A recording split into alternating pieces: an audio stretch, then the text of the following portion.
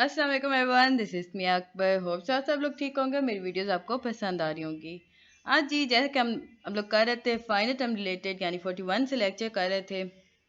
अब हम करेंगे 43, 41 और 42 मैंने कवर करा दिया था। आज हम 43 की तरफ चलते हैं। तो चलिए जी वीडियो शुरू करते हैं। आज हम पढ़ेंगे जी कंज्यूमर साइकोलॉजी। कंज्यूमर साइकोलॉजी होती क्या है इसकी। देखिए आप लोग जब पेपर देंगे ना तो आपको डेफिनेशंस आनी चाहिए। बाकी आप लोग मेरी वीडियोस देखें और कॉन्सेप्ट कर लें ताकि आपके पेपर आप इजीली अटेम्प्ट कर सकें। लाजिम नहीं होता कि आप यही चीज़ सारी की सारी लिखें, आप अपने वर्डिंग में भी लिख सकते हैं। अब लिख सकते हैं, it is a branch of psychology in which we study consumer buying behaviour and the effect of advertisement on their behaviour. ये आंसर भी आप इसका लिख सकते हैं। अच्छा, कंज्यूमर साइकोलॉजी होता क्या है? ये ब्रांच ऑफ साइकोलॉजी है। इसमें हम देखें, ये आपका क्वेश्चन वाइज भी आ सकता था, एमसीक्यूज वाइज भी आ सकता है और लॉन्ग क्वेश्चन वाइज भी आ सकता है। वो पूछ सकते हैं जी, dash is the branch of psychology that study consumers buying behaviour and the effects of advertisement on this behaviour.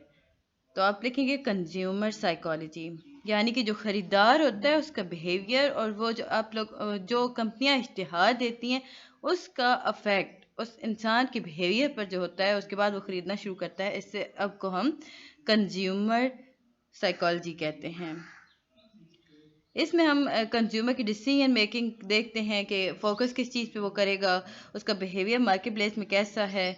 अच्छा, एक और इम्पॉर्टेंट चीज़ थी साइकोलॉजी की, इसकी एमसीक्यू रिलेटेड कि consumer psychology is division 23 of एपा। एपा हमारे पास एक कानून होता है।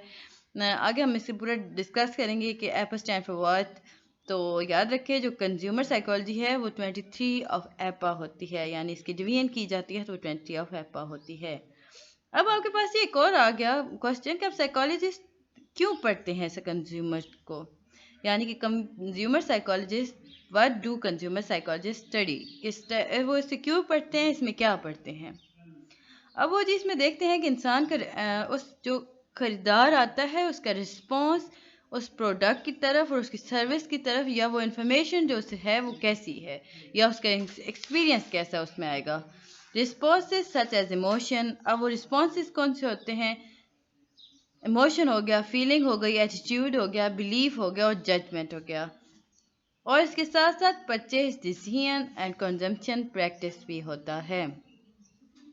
देखिए, किसी चीज़ या किसी प्रोडक्ट की इंफॉर्मेशन या उसकी सर्विसेज की इंफॉर्मेशन जो होती है वो काफ़ी ज़्यादा हेल्पफुल होती है। यूँ कह लें कि एक कंज्यूमर जब आएगा किसी चीज़ को ख़रीदे तो उसे उसकी इंफॉर्मेशन होगी तो वो ज़्यादा बेहतर तरीके से ज़्यादा बेहतर चीज़ खरीद सकता है। अब ये कैसे हो सकता है, हम कैसे मशहूर कर सकते हैं, कैसे बता सकते हैं कि कैसे आप ये सर्विस अवेयर कर सकते हैं, ये सर्विस की क्या इन्फॉर्मेशन है। तो इसके एडवर्टाइजमेंट होती है, प्रोडक्ट पैकिंग हो गई, पैकेज लेबल हो गई, कूपन इवन हो गए, कंज्यूमर मैगजीन हो गए, word of mouth communication with near one that affect consumer behaviour. जिस तरह हम लोग देखते हैं बहुत से एडवर्टाइजमेंट में ऐसा होता है कि वो दिखाते हैं जी, अब फ़र्ज़ कर लें आप किसी सर्फ का ले रहे हैं तो वो दिखाएंगे कि एक औरत आएगी, वो अपना एक्सपीरियंस शेयर करेगी। वर्ड ऑफ माउथ कम्युनिकेशन यही चीज़ होती है, यानी कि दूसरों के ज़रिए अपनी तारीफ़ करवाना, अपनी प्रोडक्ट की तारीफ़ कराना और दूसरे लोगों को दिखाना, वर्ड ऑफ माउथ कम्युनिकेशन में आता है। एम और गोल देखते हैं जी। द मेन एम और goal of consumer psychology is to describe, predict, influence और टू एक्सप्लेन कंज्यूमर रिस्पॉन्सेज। अब कंज्यूमर साइकोलॉजिस्ट क्या चीज़ है? ऊपर ऊपर हमने पढ़ा था कंज्यूमर साइकोलॉजी, वो ब्रांच थी। अब कंज्यूमर साइकोलॉजिस्ट कौन होते हैं? ये वो साइकोलॉजिस्ट होते हैं जो कि पढ़ते हैं या ट्रेंड होते हैं कि कंज्यूमर, आपका खरीदार, वो खरीदार की हैबिट्स के बारे में,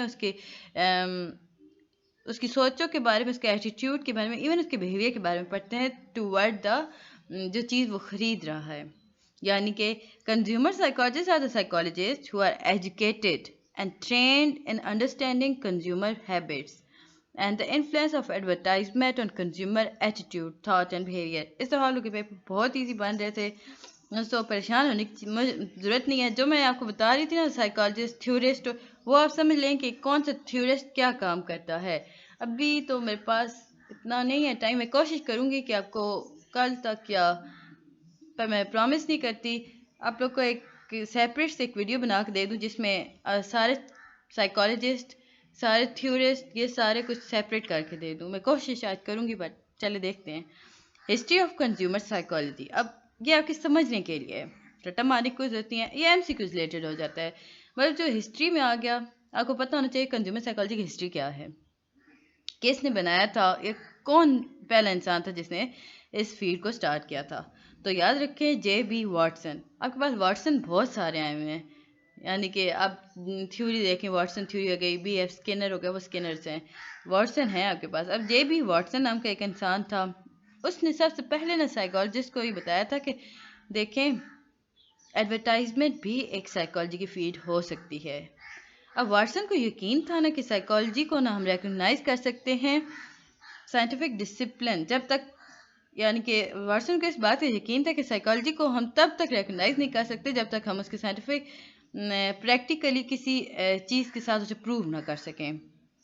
तो अकॉर्डिंग टू द वाटसन, अब वाटसन ने क्या कहा था, चलिए यहीं से थोड़ा थोड़ा स्टार्ट कर देते हैं। मैं यहाँ पे आप लोग को, अब क्योंकि इतना ज़्यादा टाइम नहीं, अब इस दफ़ा इन्होंने बहुत गलत किया है, इसने वीयू वालों ने। अब देखते हैं जी, हमारे पास था अकॉर्डिंग टू द वाटसन, हम एक डेफिनेशन ये उठाते हैं, वाटसन ने क्या किया, इसे कॉपी करते हैं और इसे हम यहाँ पे पेस्ट कर देंगे। ये हमारे पास वाटसन आ गया। वाटसन ने कहा कि if psychology would follow the plan I suggest, अगर साइकोलॉजी ये बात मान जाए जो मैंने बताई, educators, physician, jurist, even the businessman could utilize our data in practical way, अगर जो चीज़ मैं बता रहा हूँ, जो प्लान मैं बता रहा हूँ, अगर वो लोग मान जाएं, यानी कि एजुकेटर मान जाएं, फिजिशियन इवन मान जाए, जूरिस्ट मान जाए, बिजनेसमैन मान जाए, तो वो अपने हर डेटा को, अपने हर चीज़ को प्रैक्टिकल वे में कर सकते हैं यूटिलाइज। अब उसने किस चीज़ के बारे में बताया, उसने कहा ना कि देखें, उसने सबसे पहले ना डिज़ाइन एक ऐड को बनाया, जो बेबी पाउडर था। कौन सा बेबी पाउडर था, ये आपका एमसीक्यूज में भी आ सकता था, जॉनसन बेबी पाउडर। या फिर जो जॉनसन बेबी पाउडर था ना, हम थोड़ा सा ये भी लिख लेते हैं ताकि ये इम्पोर्टेंट है हमारे पास। He himself design ad for Johnson and Johnson baby powder. इस ऐड में उसने क्या किया, इसने टारगेट किया इमोशन को, एंजाइटीज़ को, यानी कि मदर्स की परेशानी को और उनके इमोशंस को, बट इसने साथ साथ क्या किया, इसने एक्सपर्ट की रिकमेंडेशन भी ऐड कर दी और ये भी बताया देखें इस प्रोडक्ट यूज़ करने से क्या इम्पैक्ट आएगा। अब फोकस ऑफ इंटरेस्ट देखा कि इसकी कंज्यूमर साइकोलॉजी में फोकस ऑफ इंटरेस्ट होता क्या है। To emphasize the consumer problem like dislike and preferences, अब इसमें बताते हैं कंज्यूमर को चाहिए क्या, वो किस चीज़ को पसंद करता है, किस चीज़ को नहीं पसंद करता। हम साइकोलॉजी में, कंज्यूमर साइकोलॉजी में इस चीज़ को पढ़ते हैं। या आप स्ट्रेटजीज बनाते हैं कि ऐड कैसे बनेगा, कैसे हम दूसरों को खरीदने वालों को इस बात की तरफ राग़िब कर सकते हैं कि हमारी चीज़ें खरीदें। सब फील्ड ऑफ कंज्यूमर साइकोलॉजी, अब सब फील्ड क्या है जी, एडवर्टाइजिंग हो गई। शुरू में आप एडवर्टाइज करेंगे, फिर परसेप्शन देंगे, यानी कि ये परसाइव करेंगे, फिर आप उसकी लाइफ एज बताएंगे उस चीज़ की, फिर मोटिवेट करेंगे, फिर साइकोलॉजी ऑफ प्राइस कर देंगे, मार्केट रिसर्च कर देंगे। ये वो चीज़ें हैं जो कि आप अपने किसी भी चीज़ को सेल करने के लिए प्रोसेस अपनाएंगे। फिर इस बाद हमने देखा जी इंपॉर्टेंट टर्मिनोलॉजी यूज़ होंगी कंज्यूमर साइकोलॉजी में, वो क्या होती हैं, कंज्यूमर बिहेवियर हो गया, पर्सनैलिटी हो गई, सेल्स हो गई, मार्केटिंग हो गई, प्रोडक्ट चॉइस हो गई, प्रोडक्ट प्रेफरेंस, ब्रांड लॉयल्टी। अब जी आपके पास आ गए दो conditioning, learning principle use for attractive conditioning. अब कौन कौन सी कंडीशनिंग आ गई आपके पास, आपके पास आ गई जी क्लासिकल कंडीशनिंग और ऑपरेंट कंडीशनिंग। बहुत इंपॉर्टेंट कंडीशनिंग है जी ये, यानी कि आप इन्हें कह लें कि आपके पास ये क्वेश्चन आ सकता है, इसके आने के चांसेस आपके पास 20-30% होते हैं। क्लासिकल कंडीशनिंग होती क्या चीज़ है, हम पीछे काफ़ी ज़्यादा डिटेल में क्लासिकल कंडीशनिंग दे चुके थे, बट अब हम advertise in term of advertising, आपके पास क्वेश्चन आएगा तो इसके साथ आपको पूछा जाएगा कि अट्रैक्टिंग कंज्यूमर, या यूँ कह सकते हैं what are the learning principle use for attracting consumer. तो आप बता सकते हैं there are two principle, classical conditioning, operant conditioning. अब क्लासिकल कंडीशन में क्या होता है जी, advertiser use model to create positive feeling और अट्रैक्शन फॉर द प्रोडक्ट। अब जो एडवर्टाइजर्स होते हैं वो यूज़ करते हैं, सॉरी ये 2 नहीं है, ये आई थिंक 3 हैं जी। ऑब्जर्वेशन लर्निंग भी हो गया इसमें। कंडीशनिंग 3 है तो वो सॉरी 2 है और तीसरा वो लर्निंग है। इसमें ऐसा किया जाता है कि एडवर्टाइजर जो होता है वो अपना मॉडल क्रिएट करता है, उसकी सारी अच्छी अच्छी चीज़ें बताएगा, उसे ट्रैक करेगा ताकि दूसरे लोग उसकी प्रोडक्ट को ख़रीद सकें। फिर ऑपरेंट कंडीशनिंग क्या होगी, पहले वो सेट करेगा माइंड सेट भी हो कि ये इतना बेहतरीन है, इतना बेहतरीन है, आपका ये काम कर सकता है, आपको ऐसे कर सकता है। उसके बाद वो बताएगा कि प्राइस क्या है, कूपन अगर इसमें है तो उसकी क्या प्राइस है, एक्स्ट्रा अमाउंट ऑफ प्रोडक्ट क्या हो सकती है, और लकी ड्रा अगर वो देना चाह रहा है तो वो भी बताएगा कि इससे लेने से आप इस ड्रा में चले जाएंगे और आपको ये नाम मिलेगा। फिर हमने देखा जी ऑब्जर्वेशन लर्निंग। अब अगर वो लोग ऐसे करते हैं, बताते हैं अपनी प्रोडक्ट की अच्छाइयाँ बताएंगे, उसके बाद आपको बताएंगे कि इसकी ये प्राइस है, इससे महंगी भी मिल सकती है बट आखिर ये कर दी गई। वो जो आजकल एड्स नहीं आते, वो बेड शीट्स दे रहे होते हैं, इतने की नहीं, सिर्फ और सिर्फ इतने की। This type of learning is का conditioning is called operant conditioning. And दूसरी कौन सी कंडीशनिंग थी हमारे पास, क्लासिकल कंडीशनिंग। पहले वो आपको तारीफ करेंगे, इतने पायदार है, इतनी खूबसूरत है, फिर इसके बाद आपको प्राइस बताएंगे, फिर आपको बताएंगे कि आप ये लेंगे तो आपके साथ इसके साथ ये फ्री मिलेगा, या आप ये हाँ इस कुरंदाजी में चले जाएंगे। फिर ऑब्जर्वेशन लर्निंग आ गई जी। इसमें ना जब खरीदार देखता है या आम इंसान देखता है उस चीज़ को, प्रोडक्ट को देखता है इतना अच्छा है, तो वो इसकी तरफ माइल हो जाता है ताकि वो ख़रीद सके। Some factors affecting product preference. अच्छा, ये आपके फैक्टर्स हैं जो कि अफेक्ट करते हैं प्रेफरेंस को प्रोडक्ट के। Personality type, brand loyalty. अब किस किस्म के लोग इसे ख़रीदना चाहते हैं, ब्रांड की क्या लॉयल्टी हो सकती है। पी प्रेशर्स, यानी कि पी प्रेशर्स आपने देखा था, group of peoples are known as in a community is known as peer. तो पी प्रेशर का हो गया कि जो आपके आसपास लोग हैं वो लोग आपको बार बार कहेंगे ये लें बेहतरीन है बेहतरीन है। Product price, reputation of the product, packing, even colour, wrapper, shape, size, caption, बस काफ़ी है, इतना लंबा आपका पेपर्स नहीं चलता। एडवर्टाइजिंग अपील क्या होती हैं, 2 एडवर्टाइजिंग अपील होती हैं जी, याद रखिएगा, काफ़ी ज़्यादा इंपॉर्टेंट था। सॉफ्ट सेल अपील और हार्ड सेल अपील। अब ये सॉफ्ट सेल अपील क्या होती है, ये एक ऐसी अप्रोच होती है जो किस प्रोडक्ट को सेलिंग के लिए बताती है, और ये काफ़ी सॉफ्ट एस्पेक्ट्स बताती है प्रोडक्ट के ताकि उसे प्रमोट कर सके। ये जो प्रोडक्ट्स होती हैं वो इमेज रिलेटेड होती हैं, जो यूज़ करने वाला या यूँ बता दें कि एक इमेज प्रोड्यूस कर देंगे कि इस प्रोडक्ट का ये यूज़ है। अब जी सॉफ्ट सेल करता क्या है, वो डिलीवर करता है मैसेज पोटेंशियल बायर को कि वो ऑब्टेन करें और रेडिएट करें एक desirable image through the use of the product. इस प्रोडक्ट के बाद वो ये महसूस कर सकते हैं या ये काम कर सकते हैं इस खरीदने के बाद, यूँ उनके दिमाग के साथ वो खेलते हैं। अब एग्जाम्पल ऑफ सॉफ्ट सेल क्या है जी, cosmetic, talk about the beauty of the model. अब किसी खूबसूरत लड़की को ले आएंगे और कहेंगे कि आप ये क्रीम लें, आपको उसने यूज़ नहीं की बट आपके अंदर एक इमेज बना दिया गया कि इसने ये यूज़ किया इसलिए वो वाइट हो गई है। आजकल वो ब्यूटी क्रीम्स वाइटनिंग ही के लिए ज़्यादा चल रही होती हैं, तो वाइट हो गई है, तो हमने देखा कि बहुत सारी लड़कियां और इवन बॉयज़ वो उसकी तरफ अट्रैक्ट हुए, फ़ौरन से गए और ले आए वो क्रीम, फिर उन्होंने खुद पे यूज़ की। यूँ ये सारा कुछ सॉफ्ट सेल अपील में आ गया। या किसी मर्द का देख लेते हैं जी, वो डिलीवर करेगा एक मैसेज, ये इतना ज़्यादा नहीं, सिगरेट के बारे में एडवर्टाइजमेंट, और सिगरेट मतलब वो सिगरेट पी रहा है, ये हो रहा है वो हो रहा है सारा कुछ, तो वो हमारे पास वो 7 अप चलती हैं, 7 अप पी रहा है तो वो रिलैक्स हो गया तो लोग लेना शुरू कर देते हैं। ये सारी सॉफ्ट सेल अप्रोच आ गई, यानी कि एक खूबसूरत खुशगवार इमेज आपके दिमाग में बनाना सॉफ्ट सेल अप्रोच कहलाता है। हार्ड सेल अप्रोच क्या होता है जी, इसमें होता है ये है कि ये ऑपोजिट होती है सॉफ्ट सेल अपील के। अब इस अपील में होता है कि वो क्वालिटीज़ बताते हैं प्रोडक्ट की, खुद ही वो अपनी प्रोडक्ट क्वालिटीज़ बताएंगे। अब वो फंक्शन ऑफ प्रोडक्ट बताना शुरू कर देंगे, वो बताएंगे कि इसका अगर फ़र्ज़ करें वो किसी परफ्यूम को बता रहे हैं तो इसकी स्मेल कितनी अच्छी है, किसी खाने को बता रहे हैं इवन वो बताएंगे इसकी टेस्ट बहुत अच्छा है, गाड़ी के बता रहे हैं तो स्पीड बताएंगे, ड्यूरेबिलिटी बताएंगे, और ये सारा कुछ।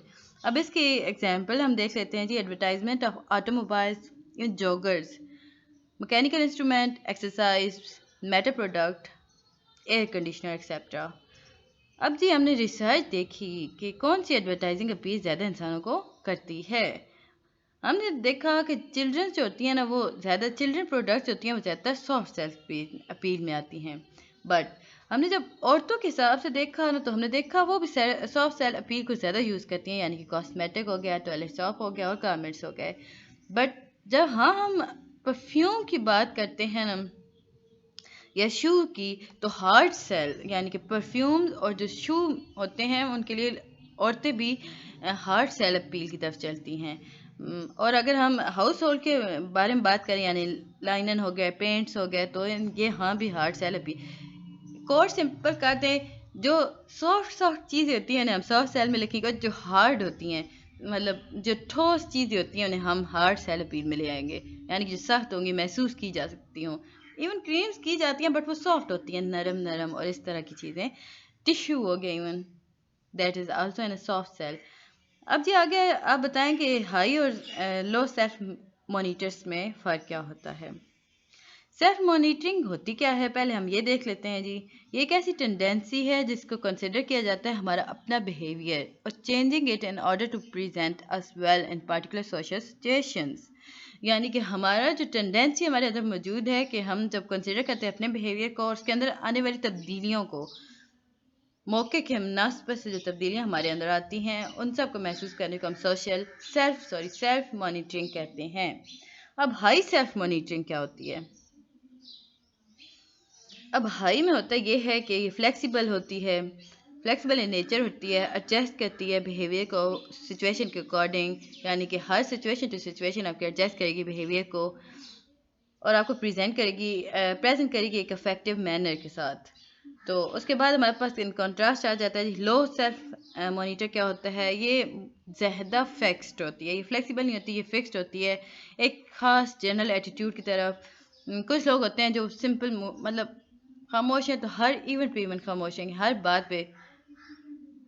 कुछ जो फ़नी होते हैं, जो मतलब हर बात पे मजाक करेंगे, तो वो सारा कुछ हमारे पास हाई वो यानी कि हाई सेल्फ मॉनिटर में आ जाएंगे, क्योंकि वो उनके फ्लेक्सिबल है, वो सीरियस कर सकते हैं। They are much less sensitive to the demand of different social setting, their behaviour is more indicative of their attitude, values and belief. हम देखते हैं जब भी मैन्युफैक्चर होता है वो लॉन्च करता है अपने प्रोडक्ट को, एडवर्टाइजर प्लान को, तो या कंपेन को, तो वो इंसानों को पहले बायर्स को, पोटेंशियल बायर को बताएगा कि इसकी ज़रूरत क्यों थी। उसे बताएगा ना भी मैंने ये प्रोडक्ट लॉन्च किया, इसकी क्या ज़रूरत है।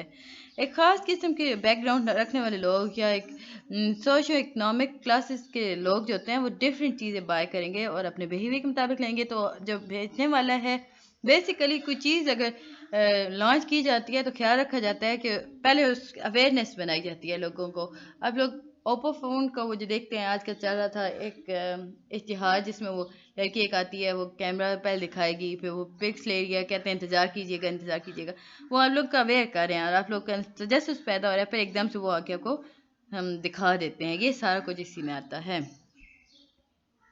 आगे हमारे पास एक और जी इम्पोर्टेंट आ गया था। One of the most popular worldly use general classification system for consumer is wall and values और लाइफस्टाइल। अब ये किसने कहा था? इसने मिशेल ने कहा था 1983 में। इसे भी हम इसमें से निकालते हैं जी। हम इसमें ज़्यादातर जो चीज़ रखेंगे वो दूसरी तरह रखेंगे कि दूसरे से यूज़ कर सके। अच्छा, नीड ड्राइवन कंज्यूमर इंक्लूड। अब नीड ड्राइवन कंज्यूमर क्या होता है? हमारे पास हमने देखा कि हमारे पास कितने कंज्यूमर की टाइप्स आ गई, 1 2 एंड 3 4। पहला है नीड ड्राइवन, उसमें कौन कौन से होते हैं? सर्वाइवर होते हैं, सस्टेनर होते हैं। आउटर डायरेक्टेड कंज्यूमर कौन से होते हैं? बिलोंगर्स होते हैं, एमुलेटर होते हैं, अचीवर होते हैं। इनर डायरेक्टेड कंज्यूमर कौन से होते हैं? I am me. एक्सपेरिमेंटल होते हैं, सोशल कॉन्शियस होते हैं। Combine outer inner directed group कौन सा होता है जी? ये इंटीग्रेटेड होता है, रिसर्च करता है कि मेंबर ऑफ पार्टिकल सब कल्चर की different groups have significant difference in value and interest beside the socio economic variation. अब हमने देखा कि नीड ड्राइवन क्या करता है। वो परचेज करेगा जी प्राइमरी चीज़ को, ताकि वो सेटिस्फाई कर सके अपनी बेसिक को, एलिमेंट नीड को, यानी कि जो ज़रूरत की चीज़ें होंगी वो खरीदेगा। आउट डायरेक्टर होगा, ये परचेज करेगा कि अपनी अंदर की ना खुद इत्मीनादी को बढ़ाने के लिए। जो आउटर और इनर डायरेक्टेड कंज्यूमर है वो यही काम करते हैं, सोशल सेल्फ नीड को पूरा करेंगे। Like Maslow hierarchy, the first few level in the walls hierarchy classify group of individual whose need are largely related to the to particular lifestyle. The survivor और the sustainer क्या होते हैं? ये छोटे होते हैं, improvised होते हैं. अब ये जो होते हैं ना, ये सादा ज़िंदगी गुजारने वाले लोग होते हैं. इसके बाद ये आइडेंटिफाई करेगा स्पेसिफिक नीड को, यानी कि हम बात कर रहे हैं सब कल्चर डिफरेंस इन कंज्यूमर नहीं, ऊपर हम कह रहे थे psychographic profile can be use for many reason. अब हम बता रहे हैं कि साइकोग्राफिक प्रोफाइल किस काम के लिए होती है. आइडेंटिफाई करने के लिए specific need of people coming from specific background, where to sell tissue paper, where to paste advertising poster. इसके बाद सब कल्चर है जी. इसमें देख लेते हैं difference in consumer behaviour. Consumer जो होते हैं वो ये बेसिकली आप यूँ समझ लें कि आप एक ख़रीदार हैं और किसी प्रोडक्ट खरीदने हैं, तो आपके दिमाग में क्या क्या चीज़ें होंगी इस प्रोडक्ट के रिलेटेड, वो सारी चीज़ें आपने इसमें लिखनी है. मार्केटिंग रिलेटेड आपके पास कुछ भी आ जाए, आपने वही सारा लिखना है. अपने दिमाग से किएगा, परेशान होने की कोई ज़रूरत नहीं है. आगे जी हमारे पास एक और आ गया, कॉग्निटिव डिसोनेंस रिडक्शन स्ट्रेटजीज में be used here. However if the re-evaluation suggests that in spite of being expensive, the product was worth buying, there may be no cognitive dissonance. ये था जी हमारा लेक्चर 43. अब चलते हैं 44 की तरफ. Sports psychology. नाम से ज़ाहिर है कि ये एक्सरसाइज और स्पोर्ट्स के बारे में है. वो 38 डिवीजन था, ये डिवीजन 47 है. स्पोर्ट्स साइकोलॉजी किस चीज़ का डिवीजन है? 47 ऑफ एपा. ये अमेरिकन कौन सी ब्रांड होती है, यहाँ पे आगे आके मैंने पढ़ा था इसे. अच्छा, अब हमारे पास एक और इम्पोर्टेंट चीज़ आ गई थी जी, ब्राउन एंड मोहने. अब ये कौन थे, इन्होंने क्या किया था? इन्होंने बताया, इन्होंने एप्लीकेशन ऑफ साइकोलॉजी दी. The application of psychology principle to sport and physical activities at all level of skill development. अब हिस्ट्री ऑफ साइकोलॉजी हम देख लेते हैं जी. रिसर्च की गई तो पता चला कि ये यूरोप से ओरिजिनेट हुई और इसे फ्लरिश किया गया यूएस में. हमने देखा कि जो प्रॉपर स्पोर्ट रिसर्च है वो मिलेगी हमें, किसने बना के बताई थी? नॉर्मन ट्रिपलेट इन 1987. यानी कि एक था कि ये मेरे थोड़ा सा इशूज़ का आ जाता है. नॉर्मन ट्रिपलेट इन 1987. इसे हम यहीं पर मतलब बना देते हैं. 1987 में नॉर्मन ट्रिपलेट ने किया था. उसने देखा कि cyclist under condition of social facilitation, उसे सेकेंडरी डेटा को यूज़ किया ऑब्जर्वेशन के लिए. अच्छा, अब हमारे पास आ रहा है जी कॉलमैन रॉबर्ट ग्रिफ्थ. अब ये कौन थे? ये फादर ऑफ स्पोर्ट्स साइकोलॉजी हैं. कॉलमैन अमेरिकन, उन्होंने लेबॉर्ट्री बनाई थी जी university of Illinois in 1925. He study the nature of sports skills and. इसे हम कॉपी करते हैं द फॉर्मेटिव ईयर्स ऑफ, यहाँ तक. इतना लंबा नहीं कॉपी करना.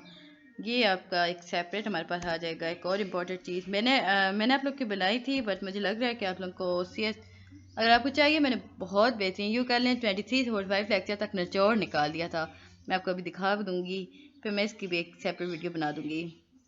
द पीरियड मतलब हर इंपॉर्टेंट चीज़ मैंने वहाँ से निकाली थी.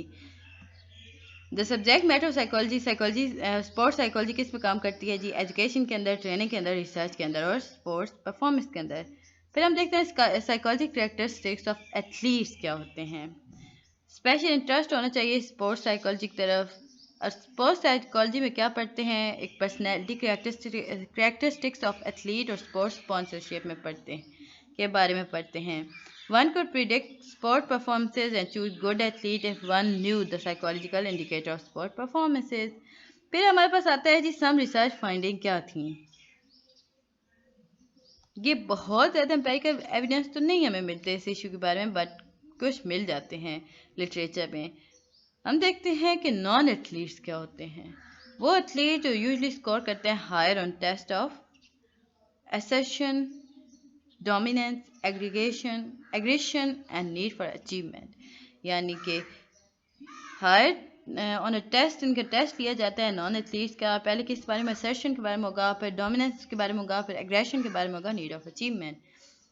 जो एथलीट स्कोर करते हैं लोअर किस चीज़ में? एंजाइटी लेवल में, डिप्रेशन में, फटीग में, तो उन्हें हम नॉन एथलीट कहते हैं. और इसमें इतना मतलब था तो सही बट कम इम्पोर्टेंट नहीं था मैं जिसे कह सकूं। अरोजल लेवल, अगर आपको क्वेश्चन आ जाता है परेशान मत होइएगा। स्पोर्ट्स के बारे में तो आप अपने आप से बना सकते हैं। अभी स्पोर्ट्स मैन को क्या चाहिए होता है, साइकोलॉजी होती है बहुत आसान है, बस थोड़ा सा दिमाग चलाया करें। एक और चीज़, आप एम एस वर्ड खोला करें ना, अगर आपको किसी चीज़ का मतलब नहीं समझ आ रहा ना, हम फर्स्ट करें अरोजल, आपने ये लिखा है एम एस वर्ड में, लेफ्ट क्लिक आपने उस पर किया। अब मेरे पास ये एम एस वर्ड तो है नहीं, यहाँ पे ये देखिए सर्च वेब रोज़ ये नहीं कीजिएगा, यहाँ पे आपके पास एक ऑप्शन आता है सिनोनिम का, सिनोनिम पे जाएं, फ़ौरन जाके चेक कर लें, उसके हम आवाज़ अल्फाज आ जाते हैं, आपको पता चल जाता है इसका क्या मतलब है, और फिर अपने अल्फाज में लिखते हैं, simple. Sports psychology suggests that sport performance can be improved by manipulating arousal level of the one playing in the field. Arousal level has been found to be related with motivation of sportsmen. अब arousal होता क्या है? ये एक natural psychology का phenomena है जिसमें आपका दिल की धड़कनें तेज़ हो जाएंगी, आपका ब्लड प्रेशर एलिवेटर स्टार्ट कर देगा, यानी कभी हाई हो जाएगा कभी लो हो जाएगा, आपकी सांसें तेज़ हो जाएंगी, आपका मेटाबॉलिज्म इवन इंक्रीज हो जाएगा, हार्मोन सिक्रीशन ज़्यादा हो जाती हैं, सिंपैथेटिक नर्वस सिस्टम अरोजल होता है जी। अरोजल किस चीज़ के बारे मतलब किस चीज़ को एक्टिव करेगा, तो ये सिंपैथेटिक नर्वस सिस्टम को एक्टिव कर देगा। इसके बाद आपके अंदर दर्द पैदा हो जाएगा, मतलब या तो आप लड़ेंगे, वो कहते हैं जियो या मरो वाले हिसाब में आ जाते हैं। How much arousal is good for sportsman, ये पूछा गया कि बताएं जी कितना ज़रूरी है स्पोर्ट्समैन के लिए अरोजल। तो हमने देखा कि कोई ख़ास किस्म के में बताया नहीं गया था कि भाई रिसर्च शो नहीं की गई कि कितना ज़रूरी है, बट थोड़ा सा ज़रूरी होता है अकॉर्डिंग टू द कॉक्स। अब कॉक्स ने क्या कहा था, ये मैं आपके लिए सेपरेट कर रही हूँ ताकि आप लोग आसानी से ये याद रख सकेंगे, ये सारी चीज़ें आपकी समझने वाली आ जाएंगी इस वीडियो में। मैं कोशिश करूँगी हो जाए, क्योंकि अभी पेपर्स चल रहे हैं तो बहुत ज़्यादा इशू आ रहा है। ये भी मैंने आप लोग देख तो हैं, वैसे रह नहीं है। पहले ज़्यादा वीडियो ना बनाने की वजह यही थी कि आप लोगों ने देखने बंद कर दिया था, मुझे लगा शायद किसी को ज़रूरत ही नहीं रही आप देखने की, मतलब सारों को अब सब समझ आना शुरू हो गया, इसलिए मैंने बनाई नहीं videos. According Cox, making a long putt in golf require a low level of arousal, यानी कि हम देखते हैं कॉक्स ने बताया कि देखिए जब आप गोल्फ खेलते हैं तो आप जब लंबी बॉल को थ्रो करेंगे तो इसका मतलब है कि आपके अंदर थोड़ा अरोजल है।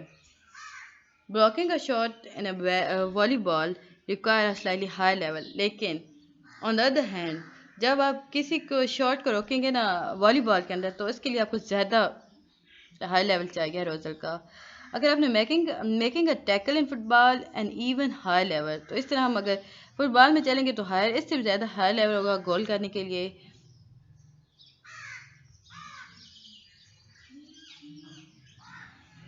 अब हम अरोज लेवल की तरफ चलते हैं। They are train to maintain arousal at certain appreciate level in a manner that the task being perform remain concentrated upon.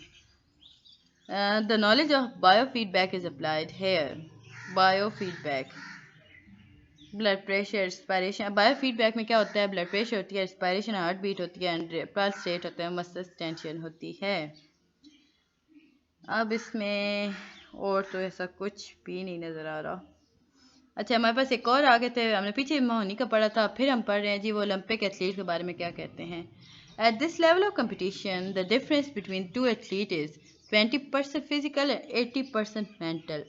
Olympic में जो खेलने वाले खिलाड़ी होते हैं वो 20% तो फिजिकली होते हैं, बट 80% मेंटली बने प्रेजेंट होना होता है। अच्छा, other strategies use for sport man psychologist देख लेते हैं थोड़ी सी। एक ही हमें यहाँ बताई गई थी, overcoming if consciousness, overcoming self consciousness, यानी कि अपने शऊर की तरफ वापस आना, पूरी गिरफ्त रखना।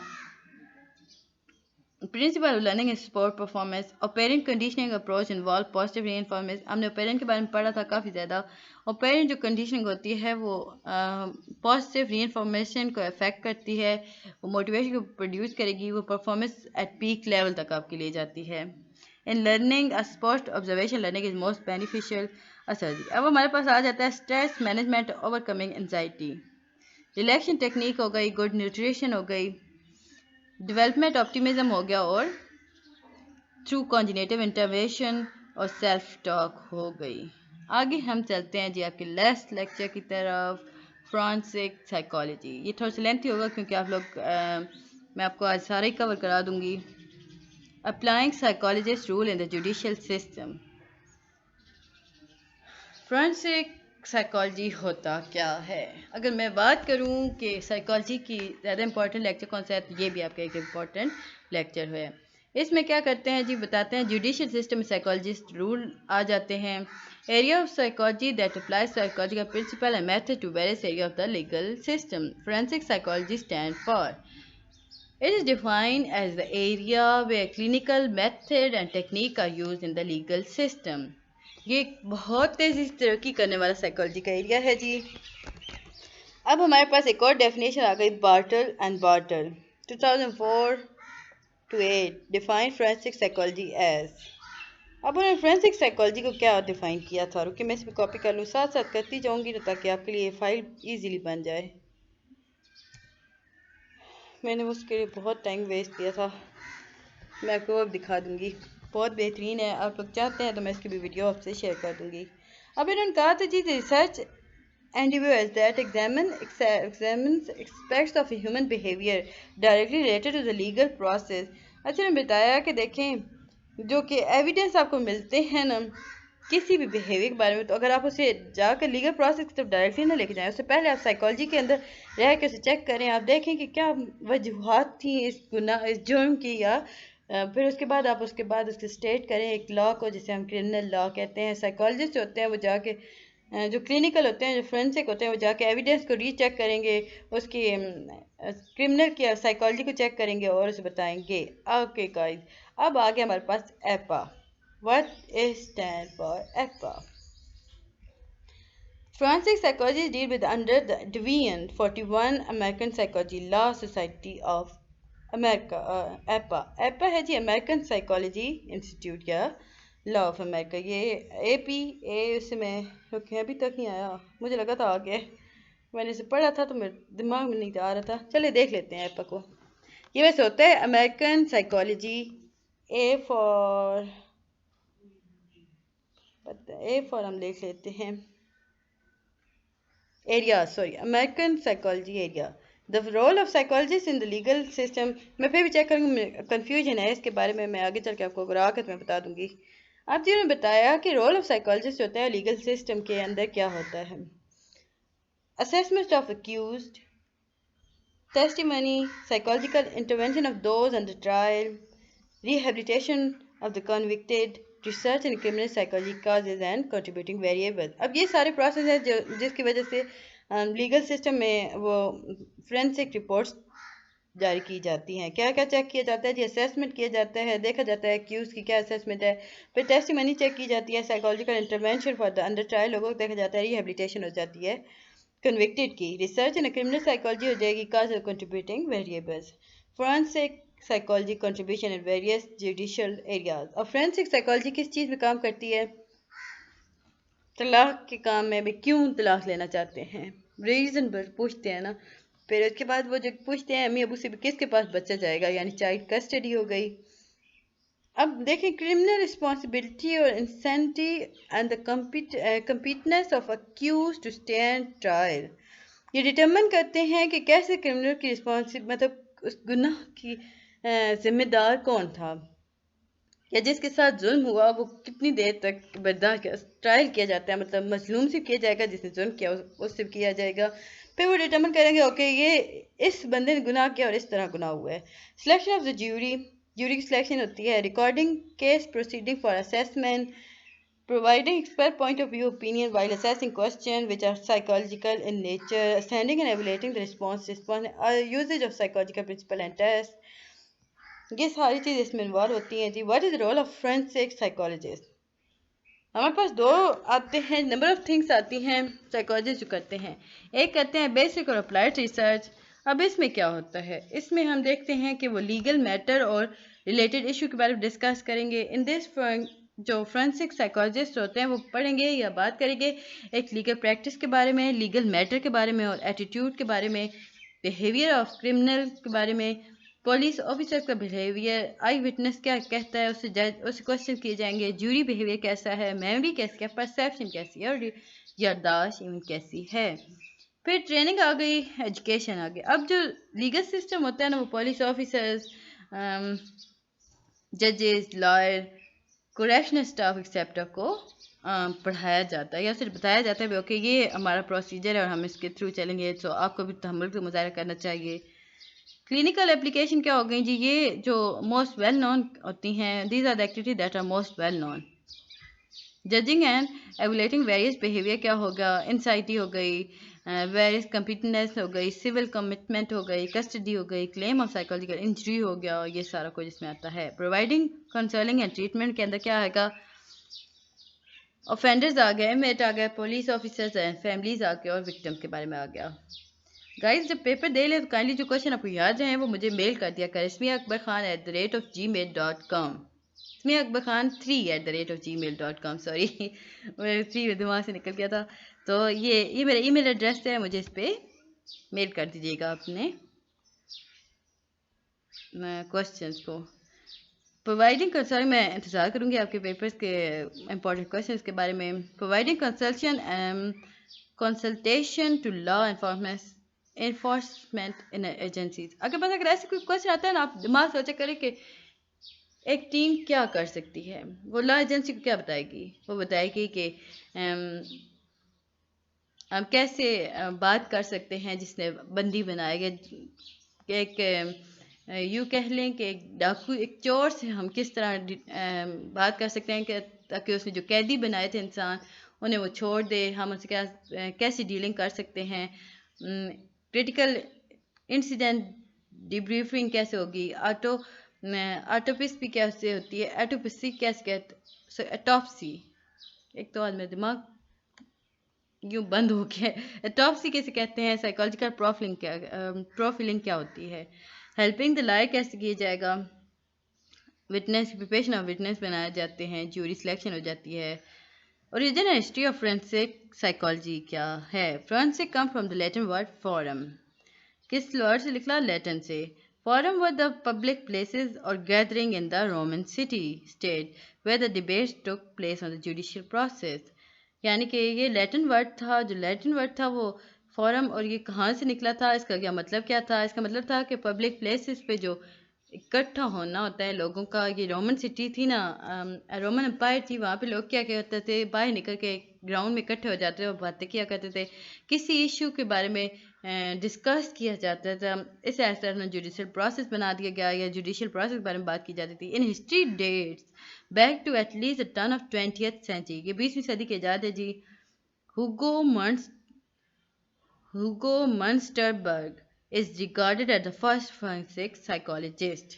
कौन पहला था जी, हुगो मंस्टरबर्ग। ये वो थे जिन्होंने पहली बार साइकोलॉजी के फोरेंसिक साइकोलॉजी के बारे में बात की थी। उसके बाद जी Alfred Binet and Sigmund Freud were the ones who developed psychological test that could be used in a judicial processing, a suggestion that the time taken by the person to answer question could be an important factor estimating whether the criminal whether the person is the real culprit or not. Yeah, okay, MCQ is related. In 1916, Leverstein began to apply psychological tests for the law enforcement and use intelligence tests. 1960 में ये जी कानून में शामिल हो गया। 1920 में हम देखते हैं कि उसके बाद से जो लॉ बने, उसने 1960 में इसने 1916 में इसने लॉज बनाना शुरू कर दिए थे। फिर 1920 में आकर वो लॉज शामिल हो गए। अच्छा, एपा जो होता है वो अमेरिकन साइकोलॉजी लॉ सोसाइटी होती है। ठीक है गाइस, यहाँ के हमें डिफाइन हो गया। एपा जो होती है वो लॉ साइकोलॉजी लॉ सोसाइटी होती है। ये 1995 में आई थी। इसे हम थोड़ा सा कर लेते हैं कॉपी, इसे हम यहाँ दोबारा आके पेस्ट कर देंगे। ओहो, पेस्ट करना है, ये देखें जी। इसके बाद हमारे पास American board of forensic psychology and the American psychology law society define the forensic psychology as the profession practiced by the psychologists within the areas of clinical psychology, counseling psychology, neuropsychology। अच्छा, यहाँ पे आपके पास psychology के parts एक और आ गए जो कि फोरेंसिक में आते हैं। कौन कौन से हो गए जी, काउंसलिंग हो गई, न्यूरो हो गई, स्कूल साइकोलॉजी हो गई। They are the engage regularly as expert and represent themselves as a such in an activity primarily intended to provide professional psychology expertise to the judicial system. अब उन्होंने किस बारे में बात की थी जी? इन्वेस्टिगेशन के बारे में, स्टडीज़ के बारे में, एवोल्यूशन के बारे में, एडवाइस ऑफ अटॉर्नी के बारे में, यानी एडवाइजरी ओपिनियन के बारे में बात की थी। अब हम देखते हैं फोरेंसिक साइकोलॉजी में इंपॉर्टेंट टर्मिनोलॉजी क्या यूज़ होती हैं। इससे पहले काइंडली गाइस मेरे चैनल को लाइक सब्सक्राइब जरूर कर दीजिएगा और अगर वीडियो पसंद आती है तो कमेंट कर दीजिएगा। वैसे आप लोग ना लाइक कर रहे हैं, ना सब्सक्राइब कर रहे हैं, ना कमेंट कर रहे हैं। मुझे व्यूज़ तो मिल नहीं रहे थे, इसलिए मैंने आपकी नहीं तो अभी तक आपकी ये कंप्लीट हो जानी थी पूरी वीडियो। मुझे लगा शायद आप लोग नहीं देखना चाहते, कि आपको मेरा टीचिंग मैथड पसंद नहीं आ रहा, या आप लोग ज़्यादा ज़हीन हो गए हैं जो खुद से आप करना शुरू हो गए हैं, तो मैंने छोड़ दिया अभी। ओके फाइन, नहीं ज़रूरत है तो ना सही। ये तो लास्ट में आके 2-3 बच्चों ने काफ़ी ज़्यादा कहा है तो मैं अब उनके लिए बना रही थी। अभी भी आप लोग देखें तो हार्डली मेरे जो 41 और 42 है उसके 6 व्यूज़ होंगे, सिर्फ 6 बंदों ने देखा है। ये हालत होगी है। The commonly use terminology in forensic psychology is, जो कॉमनली यूज़ होते हैं टर्मिनोलॉजी के अंदर जो फोरेंसिक साइकोलॉजी के हैं वो क्या है? Competency, insanity, expert witness, criminal profiling, jury consulting and consolation. Important सा फील्ड ऑफ फोरेंसिक साइकोलॉजी हम देख लेते हैं। ये आपके क्वेश्चन में आ सकते हैं, सो इन्हें रट्टा मार लीजिएगा कि नाम आपको आने चाहिए। क्लिनिकल फोरेंसिक साइकोलॉजी क्या है, मतलब ये किस में इन्वॉल्व होती है? ये सब फील्ड हैं जी साइकोलॉजी की, फोरेंसिक साइकोलॉजी की। डेवलपमेंट साइकोलॉजी क्या होती है, साइकोलॉजी सोशल साइकोलॉजी क्या होती है। गाइज अभी तक जो पेपर्स हुए हैं मैंने आप लोग देखे, 301 देखे, इवन 304 का मैंने बनाया था।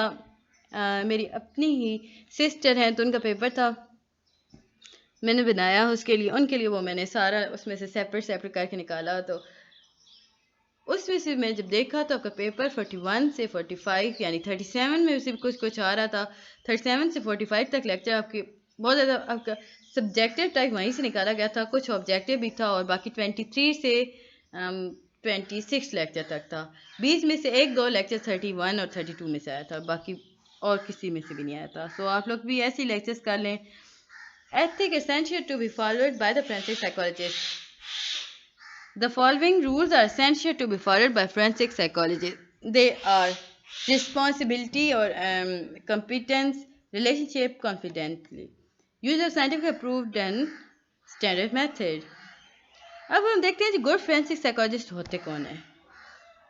जो बनना चाहते हैं ना उनके लिए है कि अडॉप्टेबिलिटी होनी चाहिए उनके अंदर, वो उनके अंदर पैशन होना चाहिए। अच्छा मैं आपको एक और चीज़ दिखा लूँ।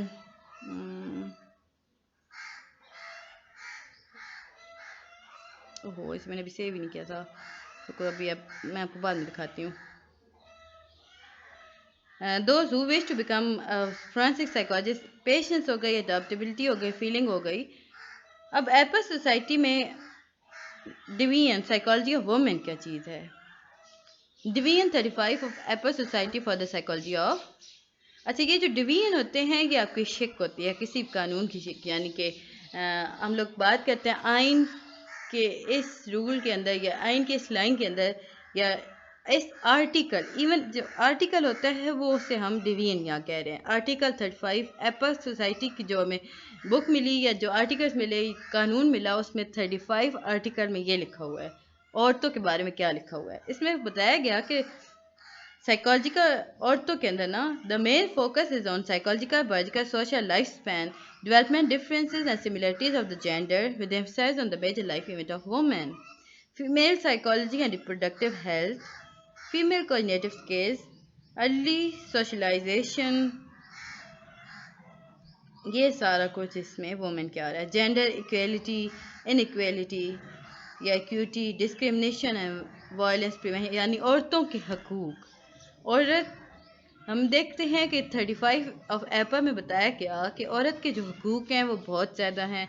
अब जो उसकी फिजियोलॉजी या रिप्रोडक्टिव हेल्थ का ख्याल रखना चाहिए, उसके कॉग्निटिव स्किल्स कैसे हैं उसे बताया जाए, हर चीज़ के बारे में बताया जाए। स्टेरियोटाइपिंग वुमेन इन मीडिया कैसे किया जा सकता है, वर्क इशू कैसे, power relationship between man and women, psycho social factors in women empowerment, और तो कैसे उसके ताकत दी जाए। तो ये था जी आप लोगों का लेसन नंबर 45 आज हो गया कंप्लीट। हम लोग अगर चलें तो लेसन नंबर हम लोग बात कर रहे हैं 41 से, तो हम लोग कंप्लीट कर चुके हैं। 37, 38, 39 आप लोग एक दफ़ा खुद देख लीजिएगा। अगर कोई चीज़ नहीं समझ आ रही तो मुझसे पूछ लीजिएगा, इतना ज़्यादा ये डिफ़िकल्ट होता तो नहीं है। अब ये देखें, ये कौन सा लेक्चर आ गया है। ये 33 पर्सनैलिटी के बारे में था। हम लोग पर्सनैलिटी को काफ़ी ज़्यादा डिस्कस कर चुके थे। 33 मैंने बनाया नहीं था आपका, ओके, नहीं बनाया था। मतलब अगर हम बात करते हैं 35 के अंदर, 35 के अंदर हम देखते हैं, तो मैं आपको बताती हूँ कि आप लोगों ने क्या क्या पढ़ना है। ओके, हम अगर बात करेंगे ना,